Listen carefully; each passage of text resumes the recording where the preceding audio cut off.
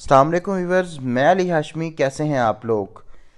हर diet जो होती है वो हर बंदे के लिए नहीं होती। ये आपको समझना चाहिए और ये आपको देखना है कि आपकी बॉडी के लिए कौन सी डाइट बेहतर है और आपका गोल क्या है डाइट करने का, कि आप डाइट क्यों करना चाह रहे हैं।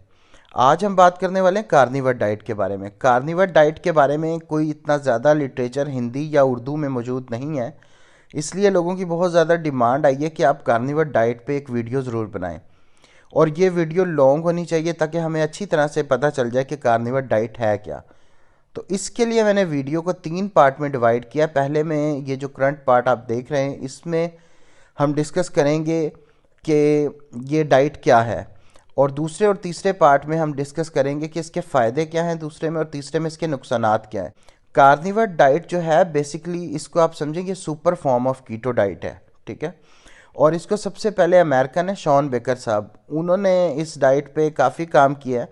लेकिन इस डाइट पे पहले भी काम हो रहा था, शॉन बेकर ने ज़रा वीडियो बनाई है और इस पे काफ़ी काम किया, तो इसलिए जो है ना उनका इस डाइट के हवाले से काफ़ी रोल है।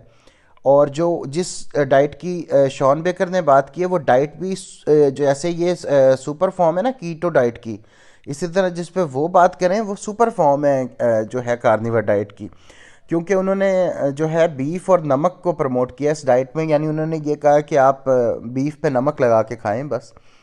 और इस पे जो है ना स्टडी भी काफ़ी की गई है, लेकिन इतनी ज़्यादा नहीं की गई जितनी बाकी डाइट पे हो चुकी है, like keto diet, low carb diet. इतनी ज़्यादा स्टडी अभी इस पे नहीं हुई क्योंकि इसे हाल ही में ज़्यादा प्रमोशन मिली है, उससे पहले इतनी ज़्यादा प्रमोशन नहीं मिली थी। पिछले दिनों इस पे स्टडी हुई है एक 90 डेज़ की, जिसको बिग स्टडी कहा गया। उसमें देखा गया कि जो इन्फ्लेमेटरी मार्कर होते हैं ना वो इस डाइट से काफ़ी बेहतर हुए हैं, और जो लोग कर रहे हैं वो इससे काफ़ी सेटिस्फाइड भी हैं उस डाइट में। और इसकी मैं आपको मिसाल ऐसे देता हूँ कि जैसे आप जानते हैं कि जो एनिमल मीट खाते हैं उनका फिटनेस का लेवल क्या है, और जो एनिमल घास खाते हैं उनका फिटनेस का लेवल क्या है। और हमारे आबाओ अजदाद का जो खाना था वो बेसिकली कार्निवर डाइट ही था, क्योंकि उस वक्त पौधे वगैरह इतने खाए नहीं जाते थे, तो ये शिकार करते थे और इस चीज़ को खाते थे शिकार को, और उसमें फ़ैट को भी उसी हिसाब से मैनेज कर लेते थे और बाकी चीज़ों को भी मैनेज कर लेते थे। और दूसरा ये कि जो इंसान का सिस्टम है ना, निज़ाम इंहज़ाम जिसे बोलते हैं, वो अगर आप स्टडी करने की कोशिश करेंगे तो वो वुल्फ से ज़्यादा मिलता है, ठीक है, ना कि एक गाय के साथ ज़्यादा मिलेगा। हमारा जो डाइजेस्टिव सिस्टम है, निज़ाम इंहज़ाम, वो कार्निवर की तरफ ज़्यादा है। मतलब लाइक वुल्फ कह लें आप, हमारी आंत का साइज़ और ये सारी चीज़ें, तो आप ये समझें उसकी तरफ थोड़ा सा ज़्यादा रुझान है उसकी उसका हमारे जो सिस्टम का है। और जो है आप इसे ये समझ लें कि जिन लोगों को फूड एलर्जी होती है बहुत ज़्यादा, मतलब किसी चीज़ को वो खा नहीं पाते, उन्हें फूड एलर्जी होती है, उनके लिए भी ये डाइट रिकमेंड करते हैं ताकि जो बाकी चीज़ें जिनसे फूड एलर्जी होती है वो ना खाएं, एनिमल प्रोडक्ट ही वो यूज़ करें। क्योंकि इस डाइट में बेसिकली आपने एनिमल प्रोडक्ट यूज़ करने होते हैं, लाइक आप जो है मीट यूज़ करते हैं किसी भी किस्म का, ठीक है। बस ये होना चाहिए कि फार्मिंग नहीं करना चाहिए आपको, जो है वाइल्ड करना चाहिए, लाइक आप कर लें कि ये बड़ा या छोटा गोश्त आप इसमें ज़्यादा इस्तेमाल करें, और चिकन को, ब्रायलर को ज़रा कम इस्तेमाल करें। उनकी बोन मैरो इस्तेमाल कर सकते हैं, वो भी एक हेल्दी चीज़ है। मक्खन खा सकते हैं आप, अंडे खा सकते हैं, इवन सम केसेस ऐसे हैं जिसमें आप हनी भी खा सकते हैं, शहद खा सकते हैं, क्योंकि वो एक जंगली आइटम है, ठीक है, और नेचुरल आइटम है, और वो मतलब ज़मीन में ग्रो नहीं होती, तो चीनी की बजाय आप वो खा सकते हैं, ठीक है। और इस डाइट में होता ही है कि आपको कैलोरीज काउंट नहीं करने पड़ते।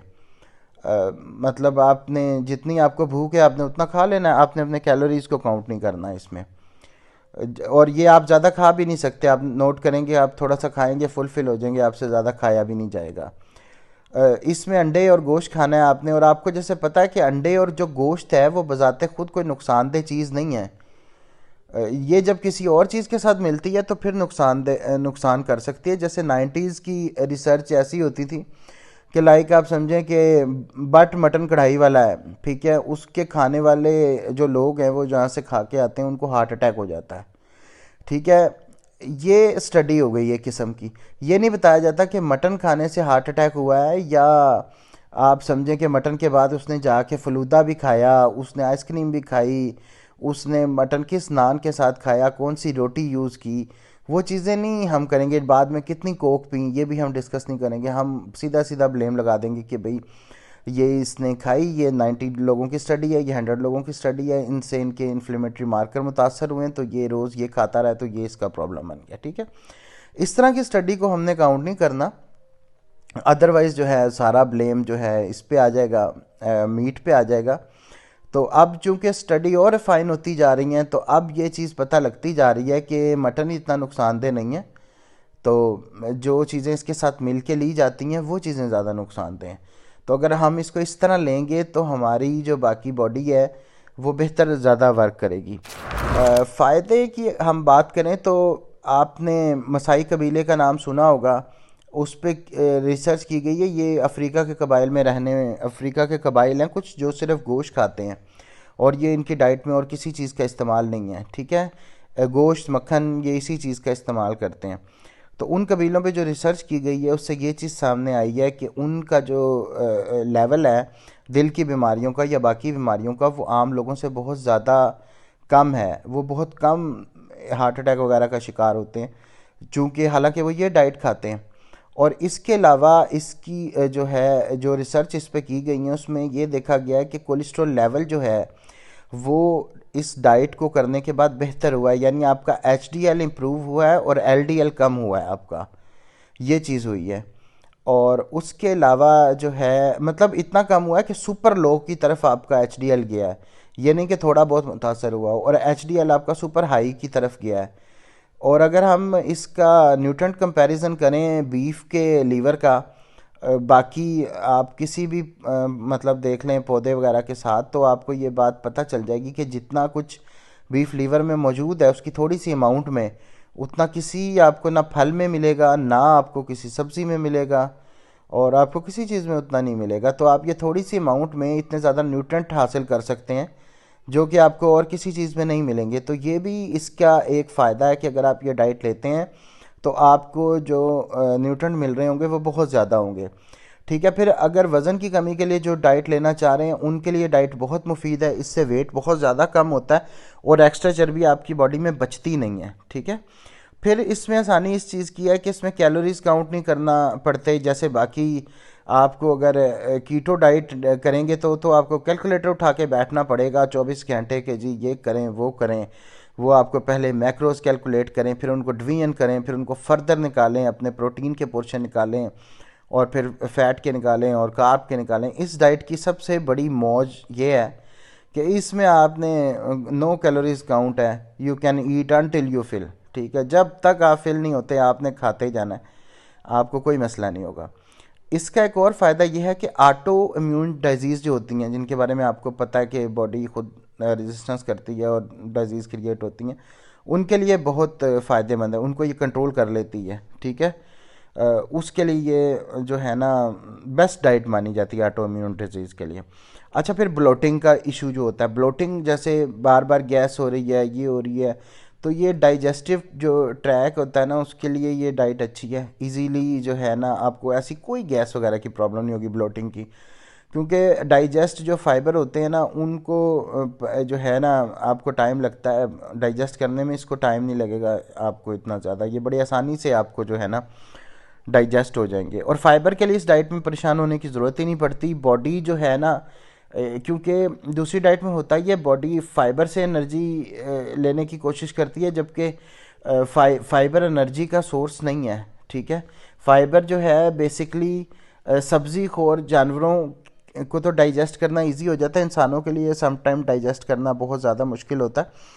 तो वो हमारे लिए सिर्फ स्टूल बढ़ाने का काम करता है, यानी कि स्टूल की क्वांटिटी बढ़ा देता है। जबकि अगर हम इस डाइट में तो वो होता ही नहीं, तो वो इसलिए गैस के और इस किस्म के मसाइल से बॉडी जो है ना वो ठीक रहती है। और इस पर डिटेल रिसर्च मौजूद है। जो लोग अभी भी इस पे काम कर रहे हैं वो इसे यूट्यूब पे ढूंढ सकते हैं। ठीक है, कि मतलब कार्निवर डाइट जो है, लेकिन आपको इंग्लिश वीडियो मिलेंगी, उर्दू या हिंदी वीडियो नहीं मिलेंगी। कि ये लोग किस मकसद के लिए यूज़ कर रहे हैं। सबसे ज़्यादा इसे लोग डिप्रेशन के लिए भी यूज़ कर रहे हैं। मेंटल डिसऑर्डर जिनको है उनको वो इस डाइट को ले रहे हैं, उनका वो बेहतर हो रहा है। दिमागी बीमारियों के लिए मतलब बंदा जो दिमाग की होती है ना क्लैरिटी, वो इस डाइट में बहुत बेहतरीन हो जाती है। तो इस पर काफ़ी रिसर्च मौजूद है, आप यूट्यूब पे जाके इसमें शान बेकर और डॉक्टर पॉल मैसन का जो है देख सकते हैं। वो इन डाइट पे काफ़ी काम करें, लेकिन इंग्लिश वर्जन में अवेलेबल है। उर्दू में इतना डाटा या हिंदी में इतना डाटा अवेलेबल नहीं। चलें जी, शुरू करते हैं। इसके नुकसानात क्या हैं। इसका जो मेन नुकसान है वो ये है कि ये हर बंदा नहीं कर सकता, और रोज़ तो नहीं कर सकता। यानी अगर आपको रोज़ कहा जाए कि आपको गोश्त खाना पड़े तो आप सिर्फ फिज़िकली नहीं मेंटली भी टॉर्चर हो जाएंगे। आप कहेंगे कि यार ये क्या है, रोज़ गोश्त नमक, रोज़ गोश्त नमक। तो ये बड़ा मुश्किल हो जाता है हमारे यहाँ पाकिस्तान की सोसाइटी में रह के, ख़ास तौर पे जहाँ रोटी वगैरह ये चीज़ें खाई जाती हैं। इस डाइट को मैनेज करना, हमें तो सम टाइम कीटो को मैनेज करना मुश्किल हो जाता है, ठीक है। तो इसको तो और ज़्यादा मुश्किल हो जाएगा।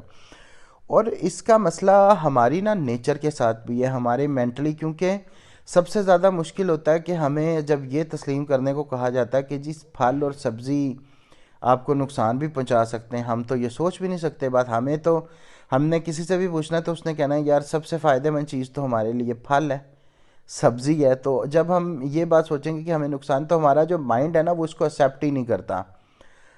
ठीक है, कि ये चीज़ें आपको नुकसान भी पहुंचा सकती हैं। ये अलग बात है कि जो है 50 साल पहले तो ऐसे फ्रूट जो है, हमें फ्रूट या सब्ज़ी मिलते ही नहीं थे। जब इन पे फ्रूट या सब्ज़ी पे रिसर्चें की गई हैं ज़्यादा, वो जो उस वक्त फ्रूट मिलता था, हमें सब्ज़ी मिलती थी, वो बहुत बेहतरीन हालत में होती थी। शायद आपने कभी जंगली सेब वगैरह खाया हो तो आपको अंदाज़ा हो कि उसका टेस्ट क्या होता है और उसकी क्वालिटीज़ क्या होती हैं। या कोई भी जंगली फ्रूट आपने खाया हो तो आपको उससे अंदाज़ा हो सकता है कि जो है जंगलों में उगने वाली चीज़ें और ये फार्मी तरीके से उगाने वाली चीज़ों में कितना फ़र्क होता है। इंसान ने हज़ारों सालों में इसे खाना सीखा है। इस पे कोई एक दिन में ये जो है सब्ज़ी इस हालत में या फ्रूट इस हालत में नहीं पहुंचा। अगर आपको जंगल में छोड़ दिया जाए तो 99% ज़मीन पे उगने वाली जो चीज़ें हैं आप नहीं खा सकेंगे। लेकिन इस बात का अभी हमें बहुत लोगों को अंदाज़ा ही नहीं। हमें लगता है कि ज़मीन से उगने वाली हम हर चीज़ खा सकते हैं। और दुनिया में ये बात है कि कोई चीज़ भी ऐसी नहीं है जो ये चाहती है कि आप उसे खा लें आसानी के साथ। हर जो दुनिया में आने वाली हर चीज़ है वो अपना डिफेंस मैकेनिज़्म रखती है, उसके अंदर एक डिफेंस होता है और इसी को लेके वो पैदा हुई होती है। जैसे आप जानवर का शिकार करने लगते हैं तो जानवर भाग जाता है या आप पे अटैक कर देता है। इसी तरह जो प्लांट का डिफेंस होता है वो उनकी केमिस्ट्री होती है। जैसे कि आप ये समझें कि प्लांट जो होते हैं वो जब आप खा लेते हैं तो आपके अंदर पथरी पैदा करते हैं ताकि आप उसे ना खा सकें। कुछ प्लांट जो हैं उस अच्छे न्यूट्रेंट के साथ साथ एंटी न्यूट्रेंट भी होते हैं, एंटी ऑक्सीडेंट भी होते हैं, और डीएनए बाइंडिंग मॉलिक्यूल भी वो अपने अंदर रखते हैं। यानी आपको इतना ख़राब करेंगे कि आप दोबारा नहीं उसे खा सकेंगे, जहरीलापन आप में पैदा कर देंगे। ये जहर इसलिए पैदा करते हैं कि आप इन्हें नुकसान ना पहुंचा सकें। अब आप कहेंगे कि फ्रूट जो होते हैं वो भी मीठे होते हैं और वो खाने की वजह से मीठे बनाए जाते हैं हमारे लिए। तो फ्रूट जो होते हैं ना वो बेसिकली, ये भी दरख्त का अपना निज़ाम होता है। वो फ्रूट को इसलिए मीठा करता है ताकि जानवर जो है ना फ्रूट खाएं और बीज को ज़्यादा से ज़्यादा दूर तक फैलाएं, ठीक है, किसी भी ज़रिए से। और जब बीज दूर तक फैलेगा तो उसकी नस्ल उतनी ज़्यादा बढ़ेगी। जिस फ्रूट को जानवर शौक से खाएंगे या जिसका बीज फैलाएंगे तो उसकी नस्ल और दूर तक बढ़ेगी। और जो टॉक्सिन की छोटी डोज है ना वो आपको फ़ायदा दे सकती है, पर हद से ज़्यादा डोज नहीं। मतलब आप, ये पॉसिबल नहीं है कि आप 2 किलो पालक ही खा लें, अगर ग्रीन लीफी चीज़ आपके लिए अच्छी है तो वो भी आपको नुकसान दे देगी। आजकल हमें सीज़न की हर सब्ज़ी जो है ना आउट ऑफ सीज़न भी मिल जाती है। तो ये चीज़ भी आप देखें कि ये जो आउट ऑफ सीज़न मिलती है इस पर कितने स्प्रे होते हैं, ठीक है। आम का भी जो दरख्त है ना वो फल पे नहीं पकाया जाता, वो भी बाहर निकाल के पेटियों में डाल के पकाया जाता है। और गंदम जो आ रही है ये पुराने 50 सालों वाली गंदम नहीं आ रही। ये गंदम को हाइब्रिड बीज करके इसको उस तरह बनाया जाता है। जब हम कंपैरिजन करने लगते हैं ना बैठ के कि भाई हमारे बाओ अजदाद तो ये खाते थे, तो कम से कम ये कंपैरिजन ज़रूर कर लिया करें कि जो वो गंदम खाते थे वो क्या थी और जो ये गंदम है वो क्या है। तो उससे आपको अंदाज़ा हो जाएगा कि ये कितने, मतलब इसमें टॉक्सिन्स जो हैं वो प्लांट में ऑलरेडी होते हैं, कुछ हम एक्स्ट्रा स्प्रे से भी कर देते हैं, ठीक है, जो इन पे स्प्रे करते हैं इन चीज़ों पे, और इनको इस्तेमाल करना कितना ख़तरनाक हो सकता है। कार्निवर डाइट इन्हीं चीज़ों को आपकी बॉडी से एलिमिनेट करती है। और फर्स्ट मंथ में जो है कार्निवर डाइट में जो कमज़ोरी महसूस होती है वो भी अक्सर लोग बर्दाश्त नहीं कर सकते। इसकी वजह से भी जो है अक्सर लोग कार्निवर डाइट से भाग जाते हैं। वो ये होती है कि आपके जो साल्ट होते हैं ना वो मैनेज नहीं होते, आपकी बॉडी से जो सॉल्ट होते हैं वो एलिमिनेट होते हैं और कम होते हैं, तो आपको लगता है कि यार अब डाइट करना मुश्किल होगी। लाइक पोटाशियम की ज़रूरत ज़्यादा होती है और सोडियम वगैरह की, तो वो आप अगर सॉल्ट का इस्तेमाल बढ़ा दें तो वो मैनेज हो सकती है। लेकिन चूंकि ये साबित होता है कि ये साइकोलॉजिकल करना पाकिस्तान में बहुत मुश्किल है, और यही इसका मेन जो है डिसएडवांटेज है कि आप इसको साइकोलॉजिकल इस डाइट को नहीं कर सकते। उम्मीद करता हूँ वीडियो अच्छी लगी होगी। वीडियो को लाइक करें, चैनल को सब्सक्राइब करें, और मुझे ये ज़रूर बताएं कि आप कमेंट में मुझे ये ज़रूर बताएं कि क्या अगर आपको कार्निवर डाइट करने का कहा जाए तो क्या आप कार्निवर डाइट कर सकते हैं। चलें, अगर मैं आपको मिसाल के तौर पे चैलेंज देता हूं कि आपने 5 डे कार्निवर डाइट करनी है, तो क्या आप कार्निवर डाइट 5 दिनों के लिए कर पाएंगे? ये आपने मुझे कमेंट में बताना है। वीडियो अच्छी लगी हो वीडियो को लाइक करें, चैनल को सब्सक्राइब करें और बेल आइकन का बटन ज़रूर दबाएं। बहुत शुक्रिया। अल्लाह हाफ़िज़।